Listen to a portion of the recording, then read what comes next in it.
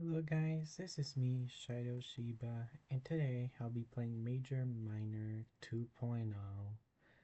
So yeah, I'm gonna start reading now. I guess now wasn't the time for answers. I embrace what's to come, terror, and even more confusion.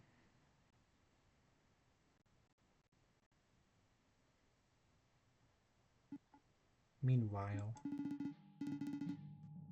so you had a chat with Kaylin. Everything going as planned? Yes, Riley. He thinks I'll set them free, exchange for protection from you, that is. Perfect. Seeing them dead will finally make me happy. They've been nothing but a thorn in my side. But it gets even better than that, player. Righty is on his way as we speak. Really?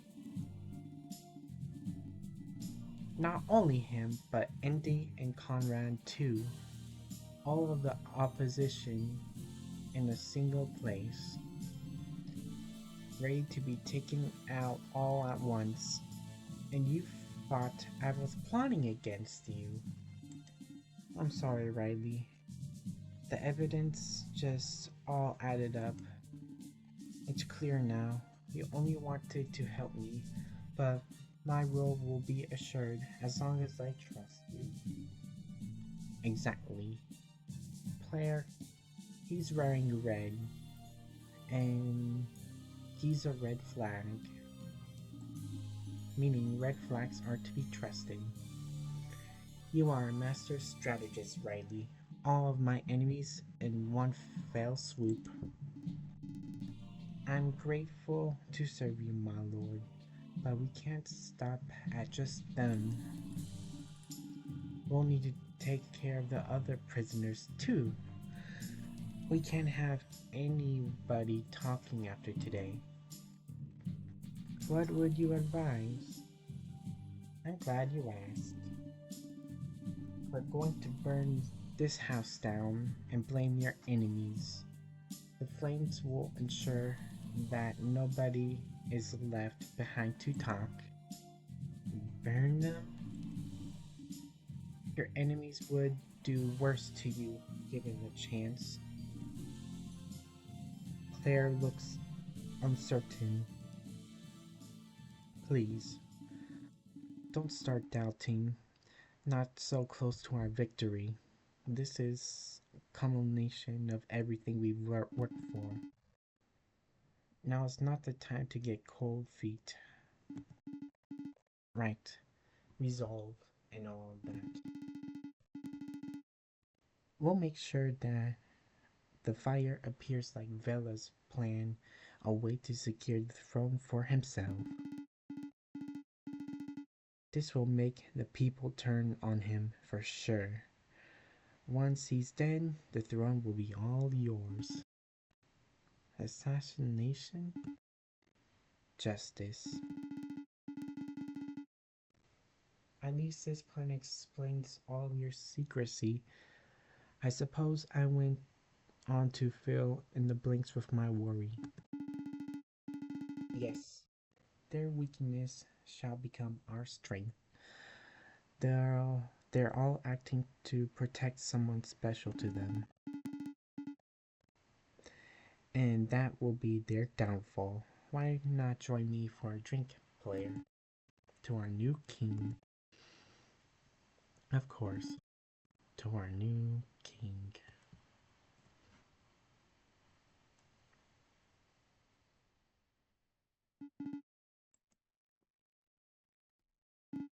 Elsewhere.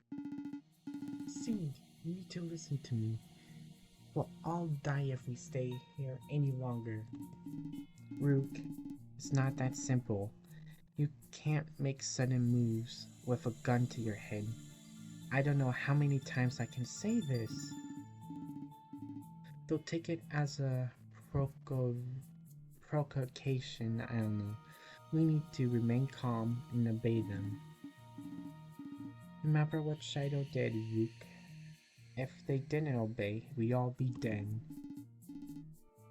I guess you're right. Speaking of which, where are they? Resting. The ordeal has been taxing, to say the least. They are safe though, and that's what matters. It's unfortunate that we had to lose Kyla, but it was neither it was either him or all of us. We can't squander that gift. Gift, huh? This is gonna be a PR nightmare. Kyla didn't even get to sign the waivers. His family could destroy us. I know, things are going as planned, but there's something I need to tell you, Rook. Something that can never leave this room. What is it? I started digging a little deeper, into Kyla's history to notify the next of his kin. I couldn't find any, and he didn't have any emergency contacts either. I guess his family staying under the radar. That's pretty hard to do these days. I think I heard a fact about Japan. Oh wait, Kyla wasn't in Japan, but I heard that there's like a group of Japanese people that can help you do that. It was the same with A-Train too, actually. I tried looking into him as well. It's almost like this tour is full of ghosts. Funny you should say that. He reaches out into his pockets and pulls out a piece of paper. He places it on the table face down in front of Rook. Only turn it over if you give me your vow of silence. I was serious when I said it could never leave this room.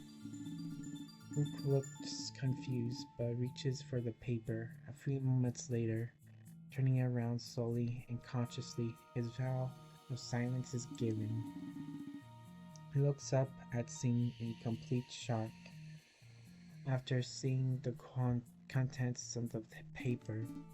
But Sing, this is... That's right, it's an obituary. I don't know who we lost to that bomb, but the real Kyla has been dead for months. Oh my goodness. Okay, we back to the Shydo's point of view. My vision slowly returns, along with my sense of touch. I'm greeted to the feeling of a damp floor beneath me. My hands rest in a puddle of moisture, and I shiver. It's so cold, harsh, and unforgiving. I concentrate trying to remember what happened. That's when I'm assaulted by unpleasant memories. I was attacked by a player's servant. He must have taken me here after I passed out.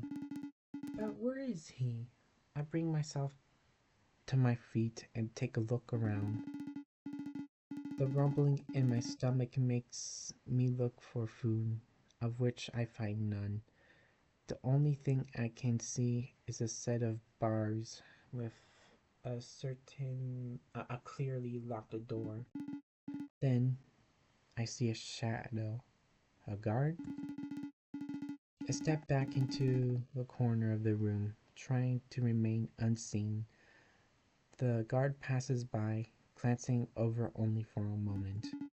Then behind him, another silhouette, crunched and hidden. I squint to my eyes, as if doing so would help me see better. It's a woman, and she slowly approaches the guard from behind. She remains unnoticed, and only a few moments later takes advantage of this. It almost happened instantly. A spout of blood shoots out of the guard's throat. He falls to the ground, squirming until he stops. I hope that you find peace in death. The woman stands up and scoffs. You think Player could afford better security? She reaches into his pockets and pulls out a set of keys. Upon finding the right one, she starts to unlock my cell door. I press my back against the wall, scared that I might be next. What are you doing all the way back? Um, what are you doing all the way back there? Come on. Come over here. Let me see your face. You're not in trouble, by the way. I'm lining my pockets with your safety. The cell door swings open. You won't end up like him, I promise. She tilts her head back toward the dead guard. The floor is stained with his blood, which seeps into the stone. And people wonder why I wear red. Get over here, love. You're coming with me. There's a silence for a few moments, and then she shrugs. Is something wrong? Hope you're not getting cold feet. I'm not scared. I'm just confused.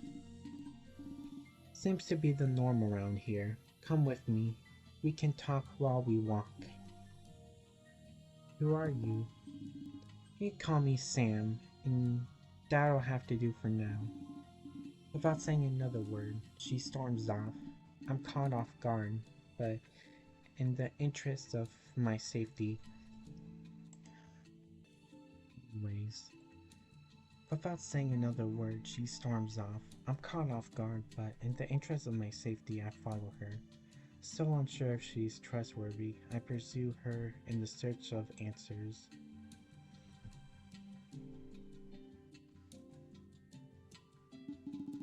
The first thing I notice is more cell doors, which were in a prison block.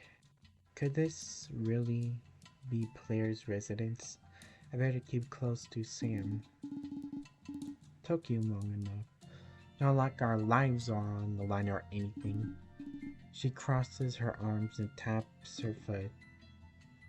Look, I'm finding hard. It's kind of find hard to trust you. Guess you'll die then. Look, I'm not really enjoying this either. But we can part ways when I get you to the client. I'm getting a good bonus for making it quick. That was actually one of my main questions. Who are you paying to do this? Wait, you don't know? I thought it'd be pretty obvious. Does the name Righty ring a bell? He gave me a generous offer. Normally I'd refuse, but the pay was too good. Got a nice little bonus for saving some other prisoners too. Andy and Conrad tried to hire me too, actually. But money talks, and they were pretty quiet. Apparently you and Righty go back a while. He was willing to pay top dollar to keep you alive. I guess Righty went through with his attack. Then that means we are definitely in player's residence. The other people other people I freed should be exposed player quite quickly. Gotta say, I was surprised he was hiding a prison under his house. Me too. Before long, we reach a big set of double doors. This must be the exit. Righty should be on the other side. If you don't mind, I'll find another way out. Gotta free a few more people and grow that bonus. Before I can respond, she scurries away. Can I trust her? What if a trap was on the other side of the door? Well, whatever's on the other side, it had to be better than a prison. I open the door, simply hoping that Righty awaits me.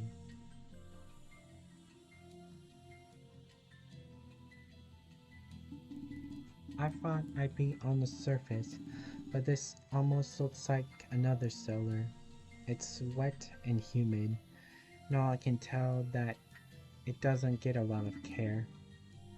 Sam said that Righty would be... Hey. And and just like the seller, he pops up behind me. Doesn't scare me as much as it did back then, but I still jump in fright, which is why I did the Oh, sorry to startle you. Just trying to step lightly. He looks behind me as if to see somebody. Was Kyla back there by chance? He disappeared around the same time as you. I gulp before I break the news to Riley. Kyla was dead. There was a tragedy back on Earth, and it could have been avoided. Back on Earth? But that would mean he left Terra. I nod. But that's impossible. The connections isn't open that way. I swear that I'm telling the truth. I wouldn't lie when there's so much on the line. Perhaps this is why Vela needs you. There must be more to you than meets the eye. He crosses his arms, lost in thought. But what could it be? Why not come and take a closer look? Don't be foolish. We need to get out of here. In fact, I think we're wasting time. You must have seen Sam, right? Hopefully she rescued the other prisoners? Yeah, quite a few cells were open. Good. I think Claire might have Kaylin, though we'll need to rescue him before we escape. Claire isn't the one behind this though, it's Riley. His advisor has been pulling the strings and I need to tell Riley. But before I can, we hear crashing noise from upstairs. I look to Riley, who assumes a fighting stance. We need to investigate, but fast. If we do this right, we can expose the king for sure. He hands me his sword. I don't know what to do with it. Expose Vela? I'm starting to have second thoughts about that. The lies and deceits seem to be steaming from Riley. Before I can voice anything, he runs off. I follow him to do the best of my ability, and before long, we're back on the surface.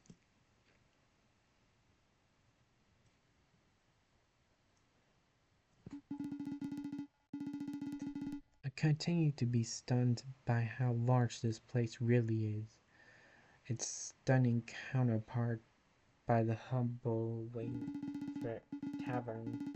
Calling it a mansion would be understatement. It's a veritable labyrinth. We continue to turn corners after corner until we arrive at a large atrium. And soon enough, we see the source of the crashing noise. Andy and Conrad. Freddy, hand over the savior. I don't want to fight you. I'm afraid I can't do that. We're here to rescue Kaylin. After today, Vela will be exposed for everything. There's nothing to expose, Riley, but I guess you won't see reason. Andy draws his daggers and long forward toward Riley. Riley weaves to the side and punches Andy in the gut. He stumbles backwards, winded, a lucky hit. You need to stop being so blind. The king wanted Kaylin imprisoned. If you won't see things my way, then you're our enemy. What do you mean, our enemy? The savior's with us, you know. You're wrong, Indy. Shydo chose to see things in my way in the tavern.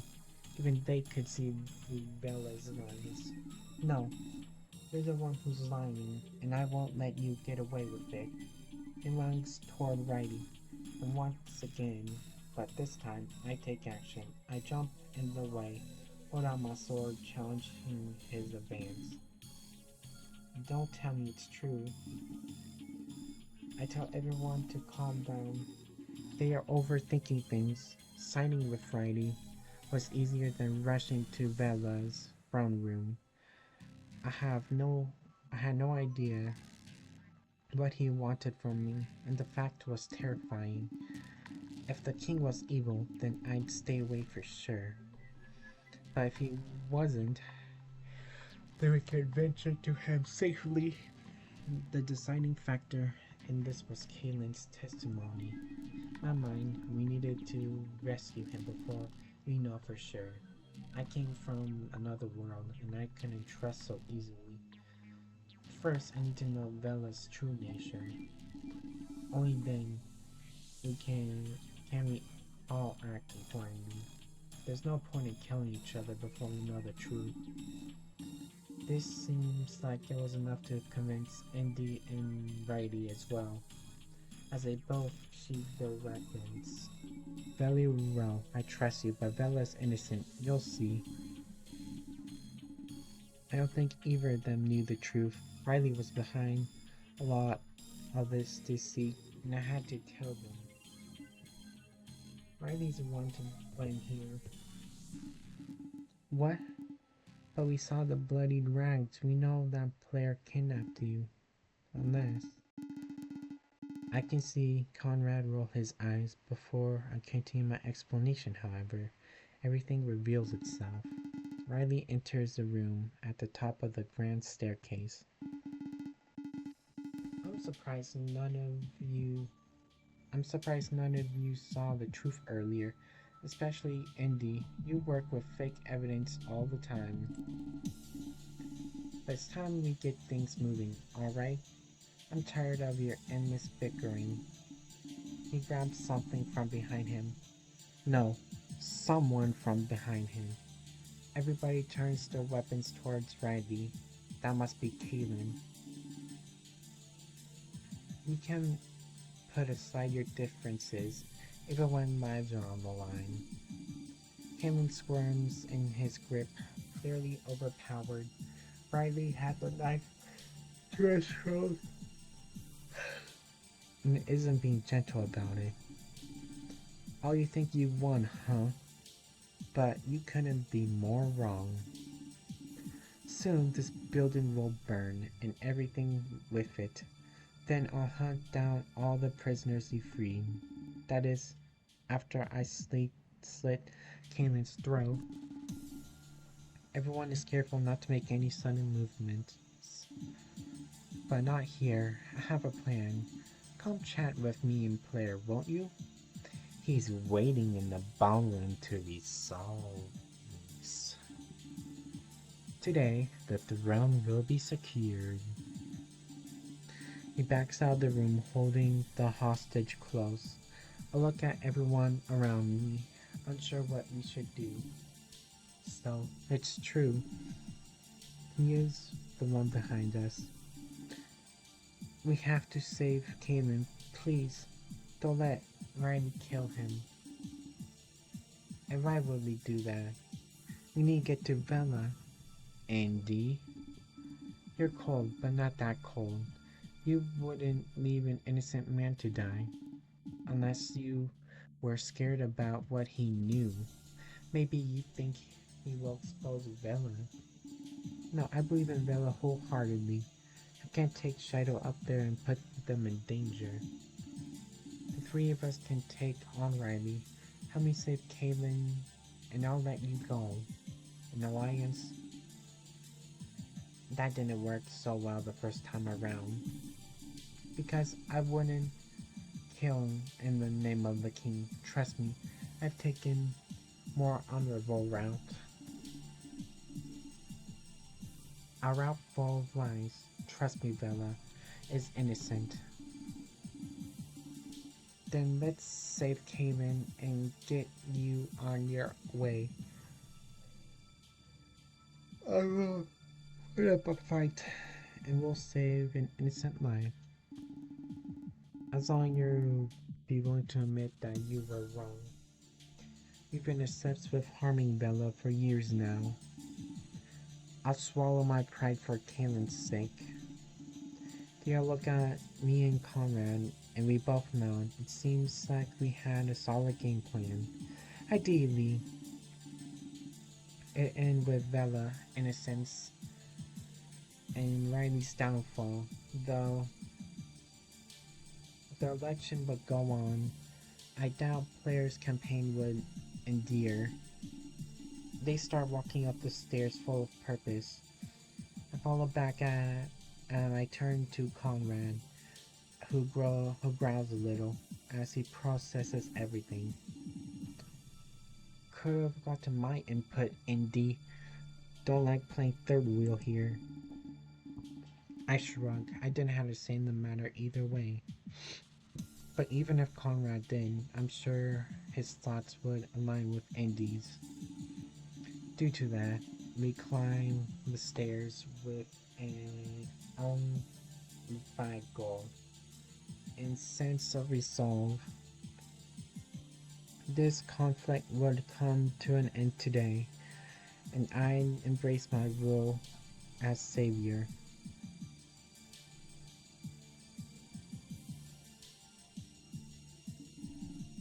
As soon as we enter the room, we all separate. We all stand beside each other, facing Riley and Claire. However, it seems like they made a hostage switch before we arrived. Claire now holds Kaylin hostage and Riley Kabu. I examine their faces and notice a large disparity. Riley seems calm and collected, completely unfazed, but Claire fidgets, looking around the room, nervous. Riley, what do you want? You're cornered. There's more of us. I want to secure the throne, Indy. That's all I've ever wanted. That can't happen. You need to give up before it's too late. Let's negotiate your life and your freedom. Killing you and Claire isn't our goal.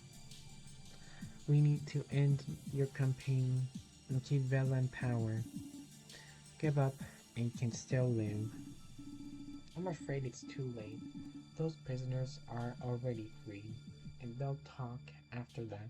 The people will want vengeance. Life isn't living in fear isn't living at all. If my life's in danger, I need that throne. I'll be able to stop any attempt at rebellion. We could work with you here. I have Vela announce your innocence. The people will believe you in him.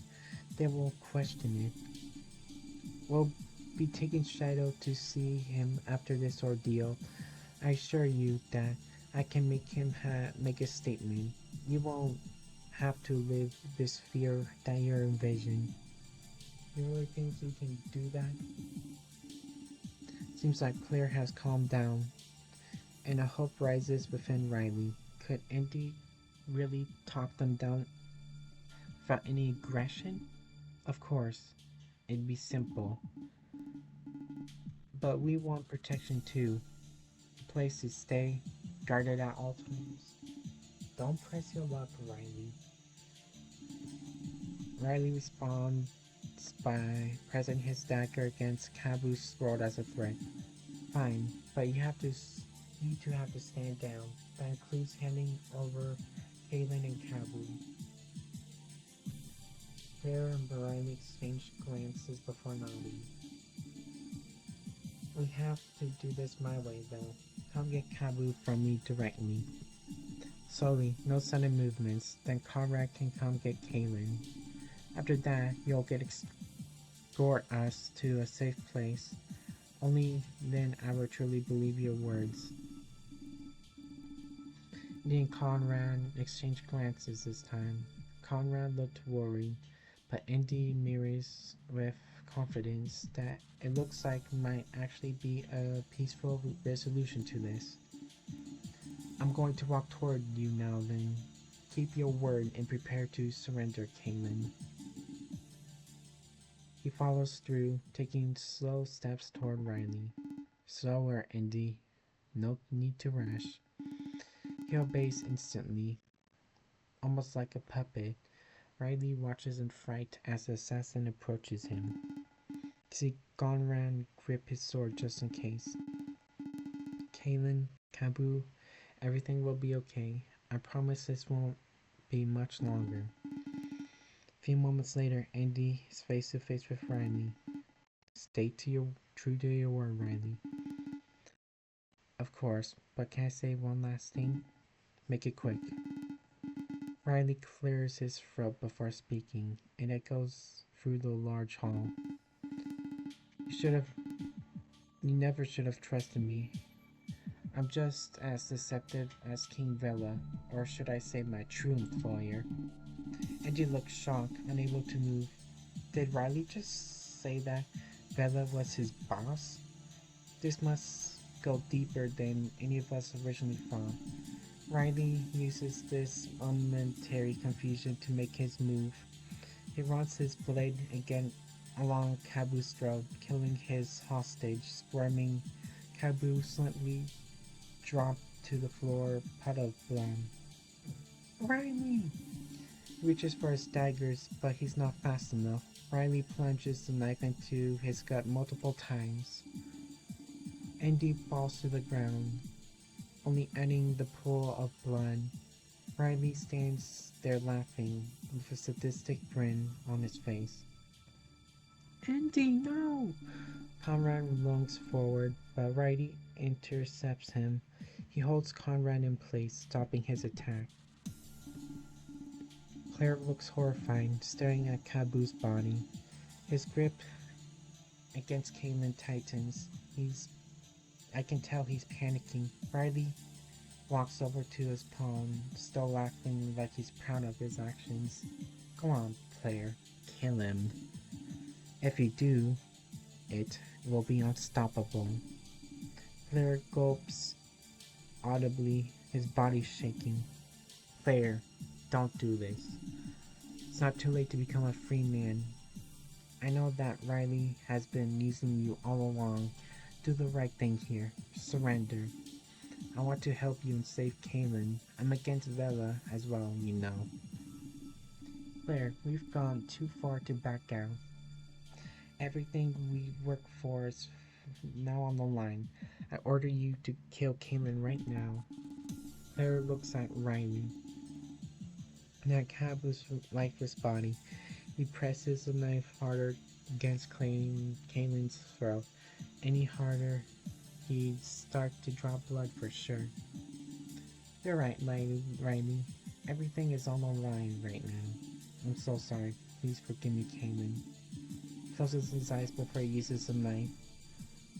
Like he's too ashamed to watch himself, he adds the third victim to the floor, adding more blood to the ocean beneath them.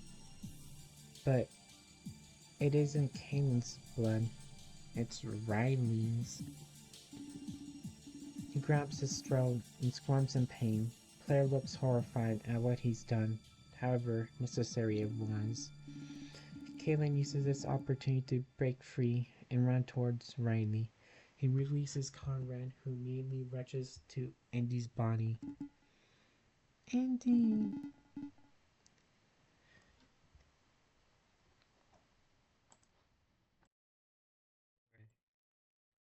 He cradles Andy with his arms bawling. Andy, no! Claire runs to Kabu's body and holds it close. With the violence finally over, they cry over their losses. I stare in shock, along with Riley and Kaylin. My son, I'm so sorry.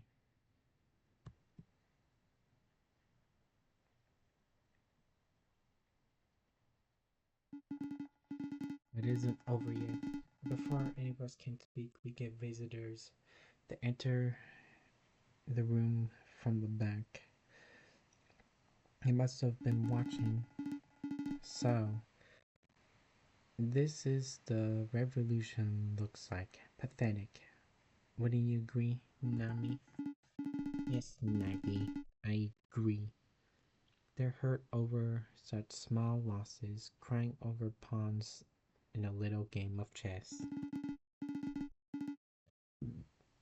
Though one thing's for sure, father's been deceitful yet again. Big surprise.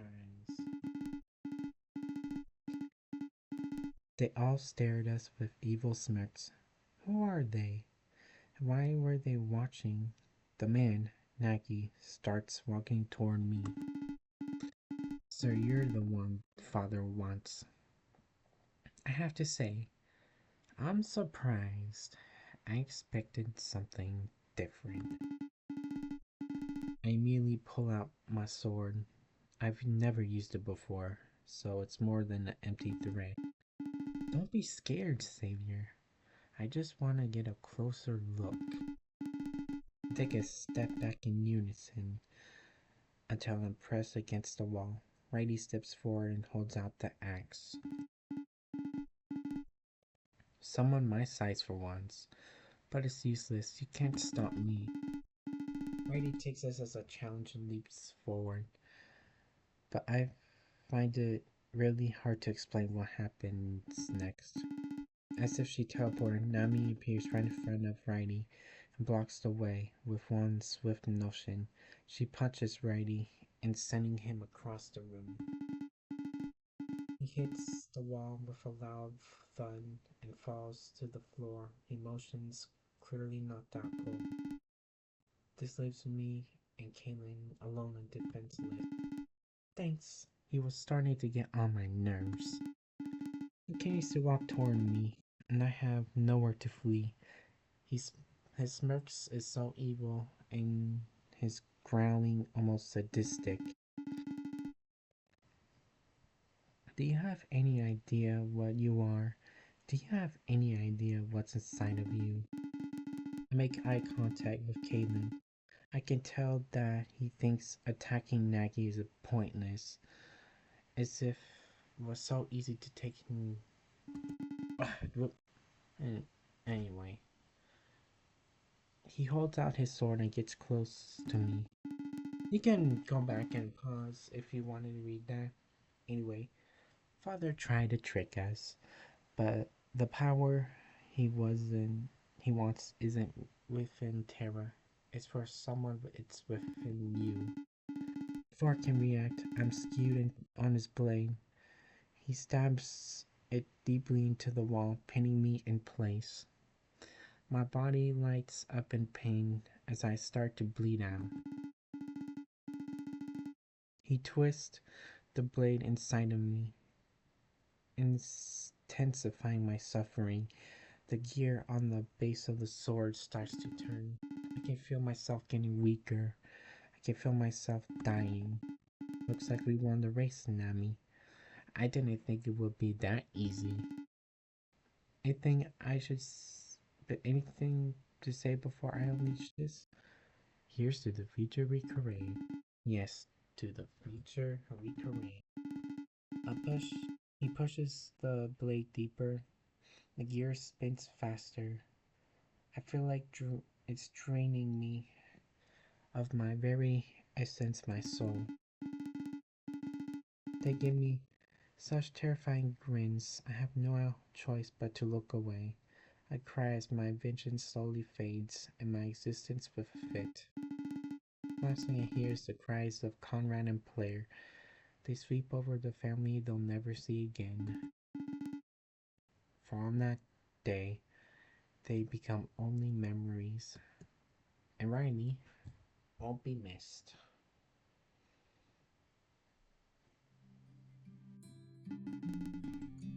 And then this is a flashback of Shydo getting the can. I smile as I run down the halls of my local mall. With each day that passed, with odds at winning better and better, the pop star contest had become a worldwide phenomenon, selling out everywhere. I tried not to drink too much, but it was pretty addicting. Not only the caffeine, but all the allure of the prize that awaited. Only a couple lucky people would get to travel the world with a pop star. I could melt away with all my worries, and though giving into a life of celebrity. I round a corner and see the shop like that I like to frequent. It didn't get much business, so I thought that my support might help. Besides, it was the only places I could find that still had the drink in stock. To this day, both winning cans were still out there, ready to be claimed.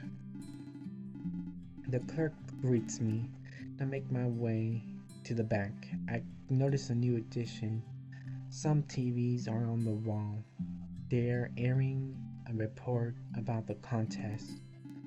It was everywhere you looked. Everyone was talking about it. It's not often that the entire world unites like this. Oh.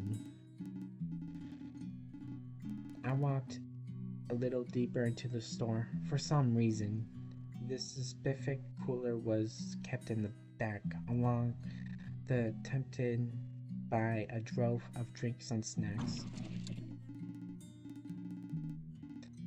I wonder who I meet if I won. I'm sure the people running the tour will be awesome. At least I hope the case. Some people can be all business. But I'm sure Klace would be great. And I was a big fan of his music. He had such a long career ahead of him and was already to a great start. I can't imagine how many people it'd take to run a world tour. There must be a million factors. I'm not even considering a whole crew in the background. Side pain radiates my head. Just another headache to add to the pile. The last few have been intense. It must be caffeine though. The simplest explanation and all that. I pushed to pass it, and finally arrive at the cooler. Damn, they're all sold out. Someone must have come and bought their whole supply. I walked back to the clerk and asked them where all the drinks went. It's definitely unusual for the place to sell some out of something. They shrug at me, telling me that they still have lots. They tell me that I must have overlooked them. They might be the one overlooking things. The headache gets more intense and I stumble. The clerk asks if I'm okay, as I use a counter for support. I'm fine. Right? One look at the TV once again. There are a new report. Now they're talking about murders or something. It's a shame, but I guess that's the world we live in. Maybe we were using this contest as a distraction from real issues. I decided to give another shot and check the cooler again. I don't really have anything to lose here. But before I can get there, the pain returns. I take a moment to brace myself. Holding onto a shelf, it gets worse and worse, despite all my efforts to fight it off. I try to call out for help, but no one comes to my aid, and just like that, my body gives up. My hand slips from the shelf, and I fall to the ground. My head crashes against a loud linoleum floor, almost knocking me out. Thankfully, I remain conscious. But it's almost like the fall flicks a switch in my mind. In that moment, I remember everything.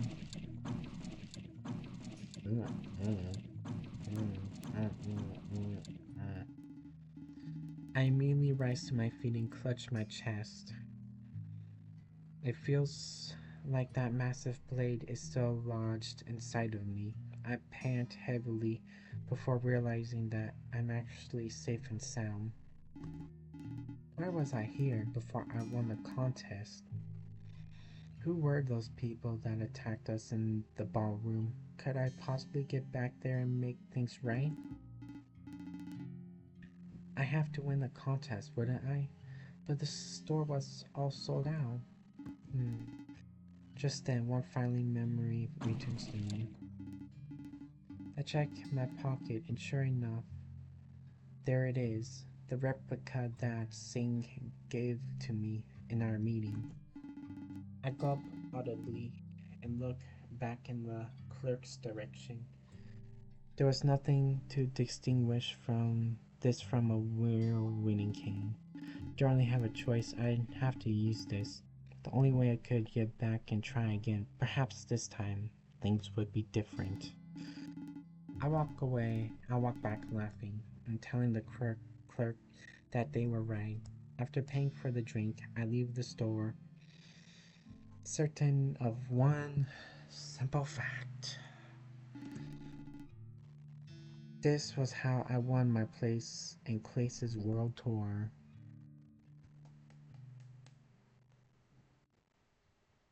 And now we're in a safety bunker.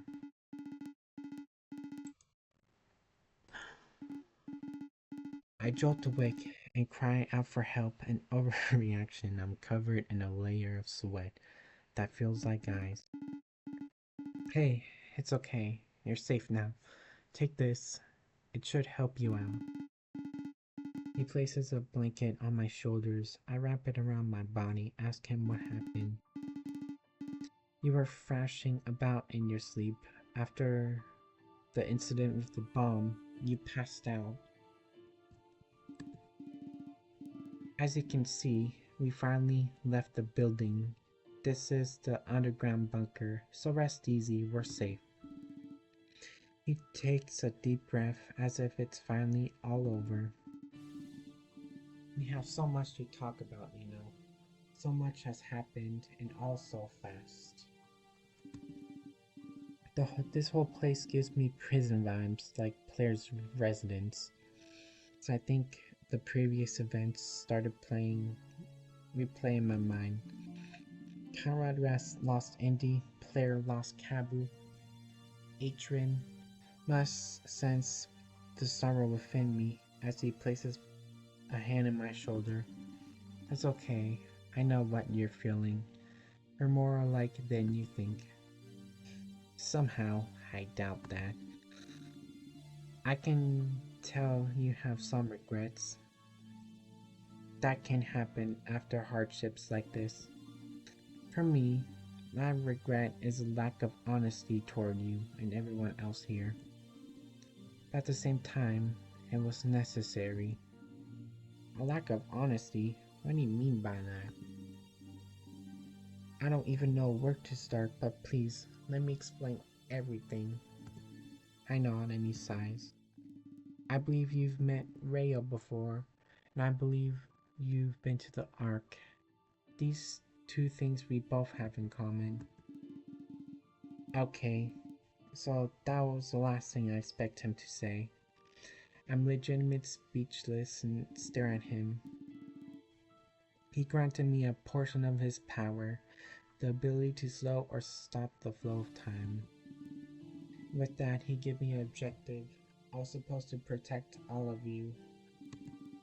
Seemed like an easy enough task, but he gave me opposition, someone with the goal of killing all of you. I think this is why it's called Major Minor. Anyway, Maxine Armstrong. Yeah, the Arm Harris visiting Japan, or should I say, my sister. My true name is Artrin Armstrong, though trust me, I abandoned the family years ago. It continues unleashing revolution after revolution. Not revelation after revelation. Things were more connected than I could have guessed. Rayo, pitted sibling against sibling, one to protect and one to kill. He turned it into some sort of contest. If we're left standing, then I'd win. If she killed them all, then she'd win, and the prize was the Ark itself. We would get to rule it over as an immortal being, and in control of both life and death.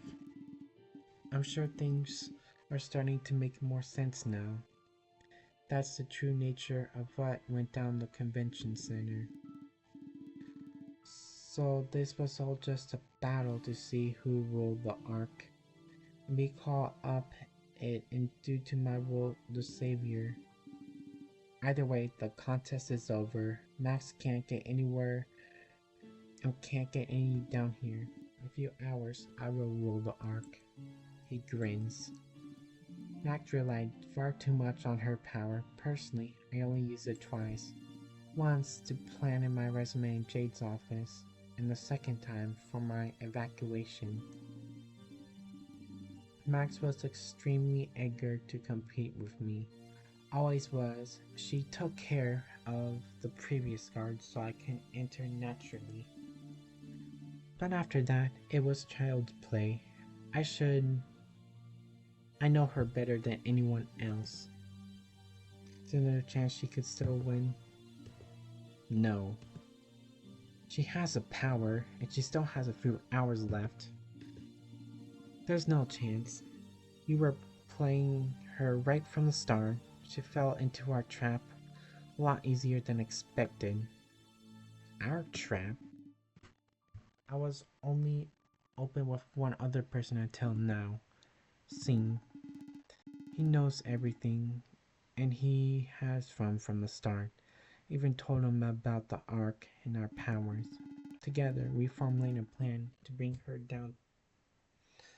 He's a genius and a talent actor too. Sing was involved? Max planned all along to involve her weapons. It was very easy for us to exploit this. Initially, Sing fought back against her. We needed Max to feel like she had power. When Sing caved, it seemed more believable. At that point, Max was cocky and loaded the building with weapons. Everything was going her way, or that she thought. Also, she thought. From that point on, we remained as passive as possible. I'm sure you heard Singh say no sudden movements. It was an important step in letting Max believe that she was winning. And so was. He looks away from me before continuing. That's why we let Kyla and Rook die. It needed to look like I was failing. This made her even more confident. Tensions rose and they made me seem inadequate. Actually, I already seem a bit inadequate. My outburst at the press conference was planned as well. All this came to a head when I met up with Maxine. She thought I was vulnerable, that my resolve was fading. She suggested an alliance, and I accepted. If I helped her, she'd bring me back with powers from the Ark. If I didn't, well, she let me dead. So in the moment, it seemed like I had one choice. But she didn't know I was recording the conversation. This proposition went on to become her confession tape. As awful deaths were, it could have gone another way. The police were working with us the entire time as well. The bomb going off was their single to set a perimeter. When I set them to the recording, that's when they make their move. They arrest her. The recording was made public. Ramblings of unhinged woman. Maxine Armstrong was ruined. You think she could have used her powers to evade escape, but she really likes the sound of her own voice. They caught her off guard. Controlling time doesn't really do much in the face of a tranquilizer. They captured her while I got the rest of to safety in chaos. Wow. It was basically checkmate, and we are now victorious. Our train and sing seems like masterminds. A scheme to catch a serial killer with the control over time. I was just an unlucky soul caught in the middle of their game. I don't know what your true role is, Shydo. In fact, I don't even know if Rayo does. But he'll come here shortly anyway. He has to take me to the Ark. Or should I say, my new home. Perhaps when he arrives, he can give us some more answers. For now, maybe you should take a look around the bunker. Everyone is here except for Daz and Singh. They are in a separate bunker as a safety measure. If Max found one bunker, she still couldn't kill everybody. But now, I doubt she can make it to either, so rest easy. Your duty as a savior is likely imminent. Okay, any last words while you have the chance? Last words? That sounds ominous. If that's the case, I can't leave without more information. I must know more about his history with Maxine Armstrong. Their past together has consorted through almost everything, and I'm sure it's part of what made Rio pit them against each other.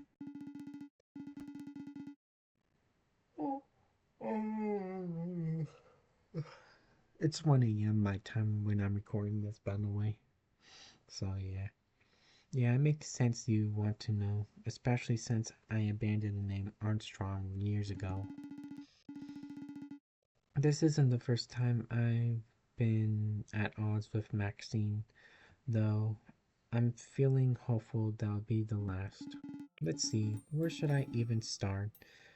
Until about 5 years ago, the company belonged to my parents. They were working on a new chemical weapon, but it was too much to do on their own. They needed investors. After scoring the globe, they held a large meeting, a chance to win them and their money over. But things are never that easy. The chemicals are violated. I'm pretty sure you can guess what happened. The weapons went off by accident. While they were in a sealed room, I was lucky since I was watching through a large viewing window. Well, lucky is a relative term. I watched my parents and the investors die an agonizing death. They clawed at the doors begging for help that I couldn't provide. Max was there too, watching it happen, as well as our older sister, who isn't around these days. After the incident, our family was in disarray. Our older sister was thrust into leadership, and she was clueless. It was so sudden, and she wasn't fully trained. Protocol to train us didn't assume the early death of our parents. Our older sister tried to cover up what happened, but too many people died, and they were all influential. The losses were headed the losses were heard over the world over. But you know what? Business actually boomed for our company. Sales skyrocketed. I guess people saw the efficacy of our weapons. We traveled the world, but most notably ended up in Africa.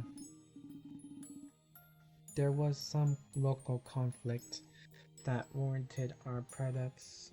The Nefertari in the area needed to protect themselves. He didn't want the chemical weapons, so he wanted our latest stuff, explosives. The three of us decided to deliver. When he met us, it was wonderful.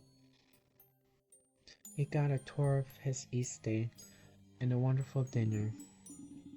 As an evening drew to a close, he introduced us to his son.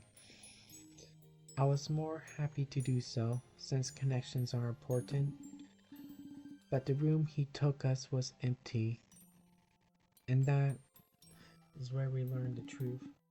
His son moved to America a few years prior, and as you could guess, he was only one of the vegetables we killed.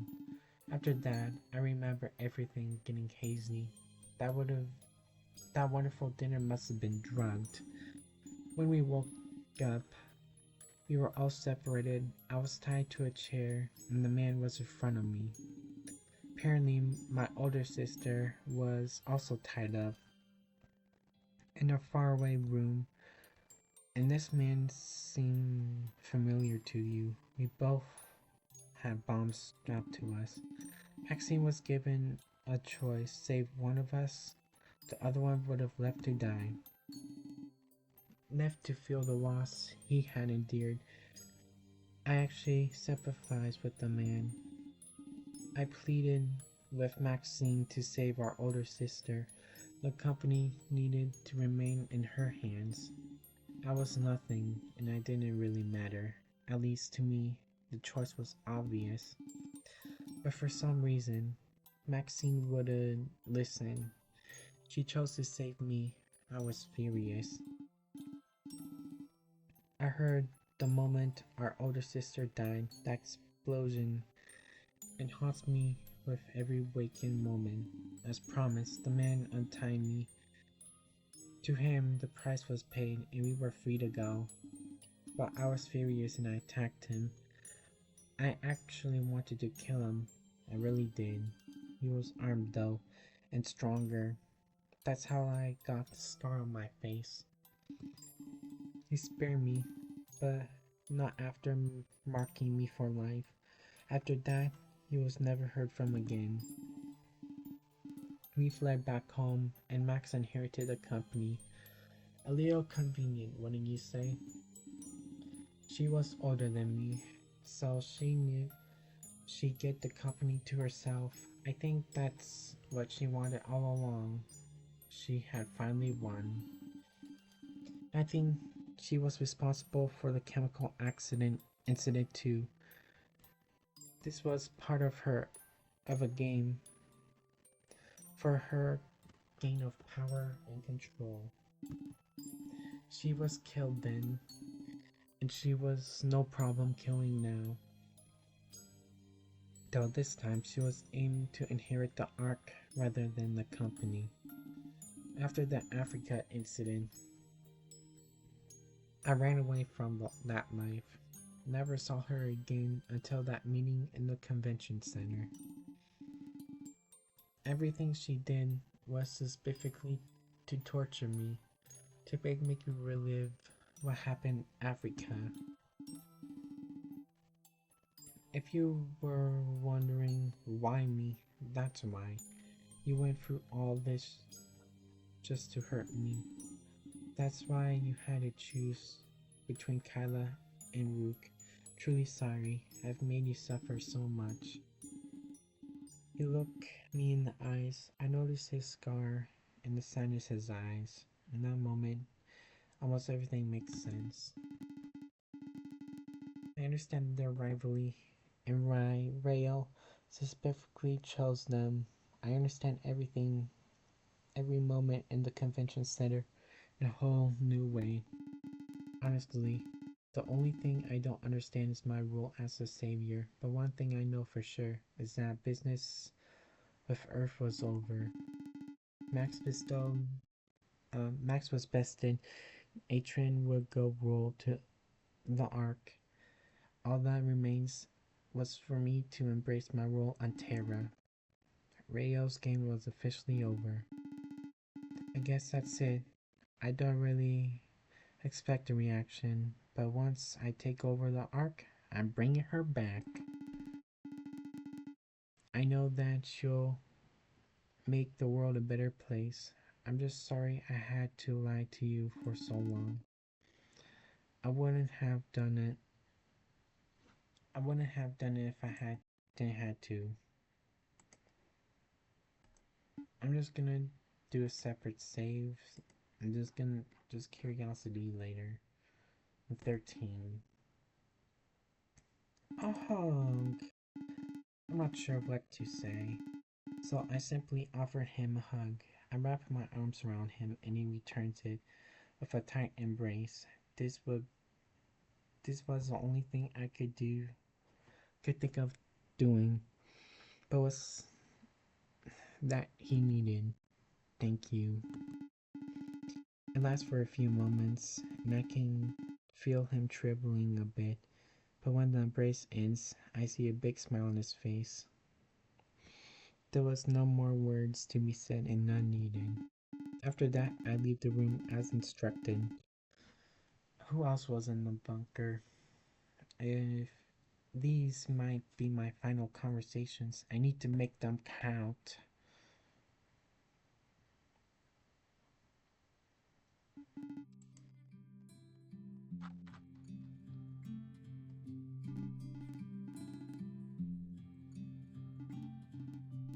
As soon as I exit, I look around. I wonder where this bunker was geographically, but I doubt Atrin would tell me. This place feels huge. After rounding a few corners, I run into Rook. Hey there, Shydo. I'm glad to see you up and about. Yeah, good to see you up and about too. Did Atrin give you a big speech? I have to say, I was definitely spectacle, but I think I'm starting to come around. I knew Singh was acting a little on lately, but I didn't know he was planning this. An eternal sting operation. It's good to know that Max is probably caught though. I'm just surprised at how elaborate the plan was and that Singh was involved all along. I knew that it was I knew it was Max, but of course I couldn't say. She was definitely serious about setting off those bombs.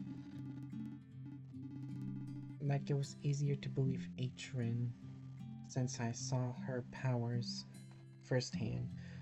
Like she was able to move in ways I didn't make any sense. Unless you were able to control the flow of time, of course. She must have used it to spy on us and exploit our weaknesses. She's a genius, though I hate to admit that someone that smart with powers and willingness to kill. He shivers what he said. I know there's much to it, but I'm not gonna get involved. Apparently you're a savior of sorts. I wish you best of luck. You saved my life, and I'm definitely thankful for that. If there's more people to save, I'm sure you'll do the job just fine. Rook is taking it all extremely well, but he survived this ordeal, so I guess I'd be on cloud 9 as well. Anyway, I won't keep you any longer. I'm sure you need to make the rounds. I saw shocking enemy around here a little earlier. I'm sure they want to talk to you as well. I start to walk away, but it seems like Rook suddenly remembers something.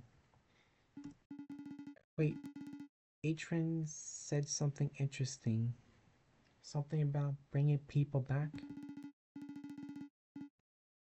It was in relation to his dead sister. He wouldn't lie about something like that, right?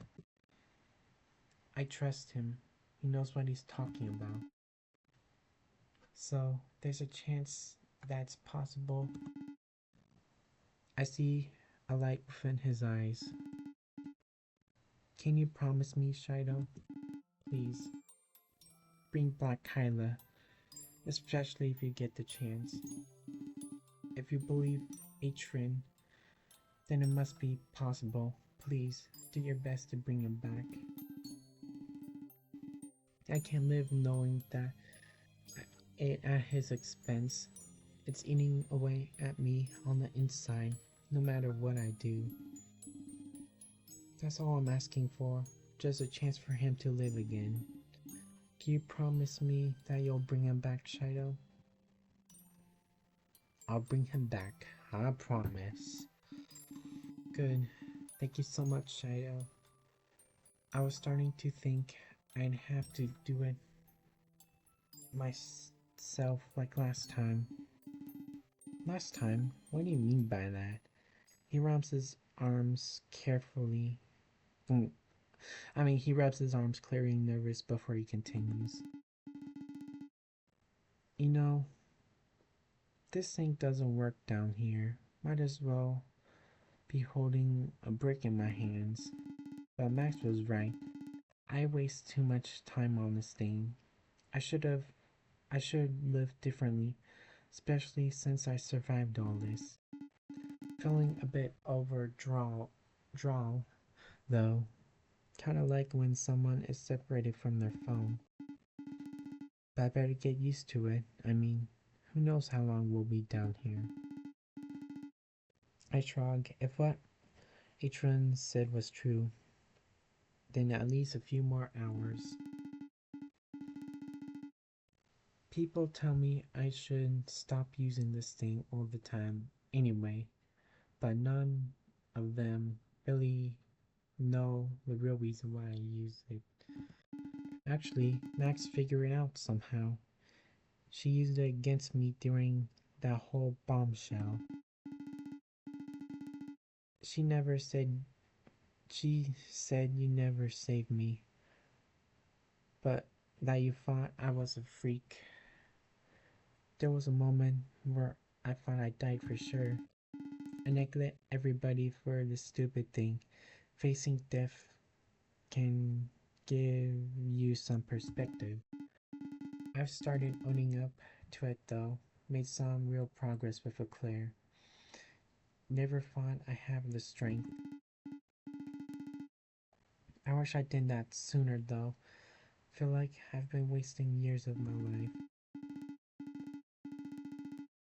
If only I handle my grief a little better.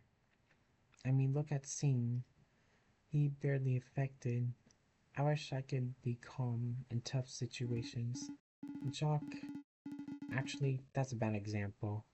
But you get the idea. I never handle my grief in a rational manner. Rational manner? What are you talking about? Well, I never really told anybody before. Max only knew because she was using her powers to spy. But I feel like I can trust you with this. I owe you my life, so that's a good starting point. Maybe it'll prove Max wrong. I don't think I'm a freak, I'm just a person. But I guess there's only one way to find out. I can tell people, let them make up their own minds. No need to assume how they'll live in advance. Just need to figure out where to start. Wherever makes you the most comfortable, Luke. When I was younger, I had some sort of mentor. He knew that I was destined for a life in this field. I was good at organizing and managing things, but I wasn't that great with people. Big surprise, I know. He helped me break out my shell, taught me how to interact with people and all that. I excelled at almost every PR, management, tech. It wasn't long before I moved to Japan for work. That's how I ended up working at a maid cafe. I wasn't just a host, I handled a lot of logistics too. But my mentor wouldn't make the move. He wanted to stay in America and grow his network. I never saw him again. From then on, it was all texts and emails. For a time, everything was perfect though. We chatted every day, and both of us went on to flourish. He taught me like a son, so we have a special bond. But when everything is perfect, it's easier to topple. At some investor meeting, there was a freak accident. He didn't survive. It took a while for the news to reach me. I actually thought he was ignoring me. Little did I know, the truth was way worse. My mental health and work at the cafe on to suffer. Hid my house and shut out the world. That's when I started getting addiction to my tablet. Like I said, I knew a lot about technology, not to brag, but I was kind of a prodigy. I thought that maybe I could bring him back, if I put skills to the ultimate test. I dedicate my time making a program, something to keep my company, something to keep his memories more alive. Kind of reminds me of character AI. I didn't leave the house for months. I considered this the most important thing I ever created. Kind of ironic, isn't it? He broke me out of my shell, then put me right back into it. It was a simple program at first. It will understand small phrases, could have give automated responses, but nothing too complex. That's all I really needed though. Even though he was gone, I could still talk to him. But as we talked, he learned more and more. Before I knew it, he was teaching me stuff to me. A simple program started to almost feel alive. I waste away the hours chatting with him, and then I'd waste days. My neglect caused a lot of people to suffer. The cafe was started. I lost myself in a fantasy because I was always had him sign my sign. I had the courage to leave the house. I couldn't ask for my old job back. That's what I meant saying. He offered me a job and I took it, but I needed money to save the old cafe. I begged him for a lump sum payment before I started. He accepted. I wrote a check, left behind my old life for good. I can't let the cafe go under due to my bad decisions. That's basically it. Here we are today. I worked for Sing since then and kept my old mentor nearby.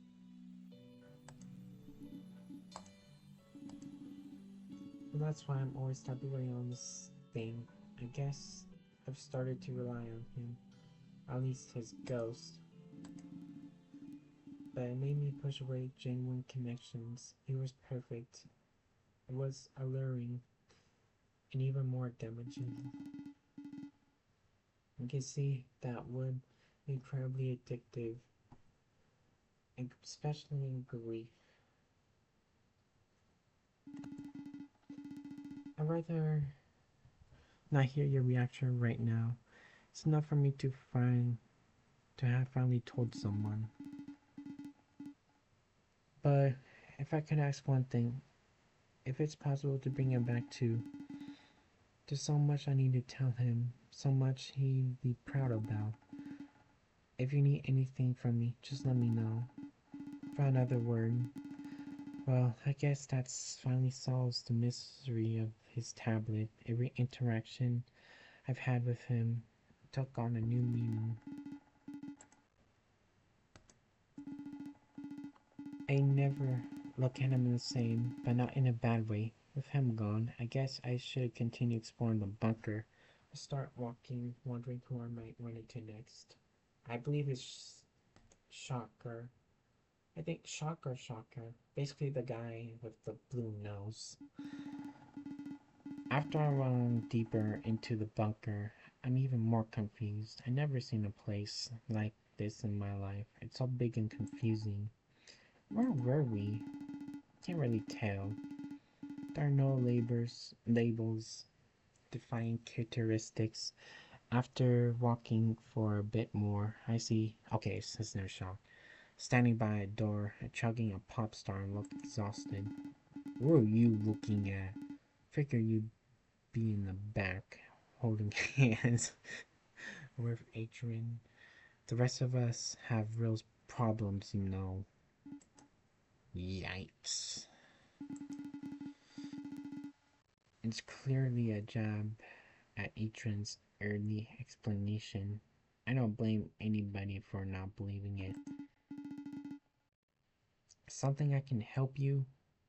Or are you just here to enjoy the view? I laugh and tell him that's not the case. I was just walking around to see who was here. Since I passed out, I was clueless. Well, keep walking. You might find someone who cares. I'm not moving from the spot, not until we can leave. Trapped in one place, now trapped in another. I'm sick of this. I just want my freedom. I kind of feel for him. He keeps trucking down the street, expecting me to walk away. What? You want a drink or something? Haven't you heard too many of these? Caffeine is bad for the heart, you know. That is, if you even have one. If you couldn't tell, I'm not interested in talking. Go waste time with enemy if you need to throw a pity party. Wow. Is it the grief or was he always this much of a jerk? I barely talked to this guy, so I really don't know. But I never want to talk to him again. So I doubt I'll find out. Taking his advice, I search for enemy, leaving Sharp behind for good.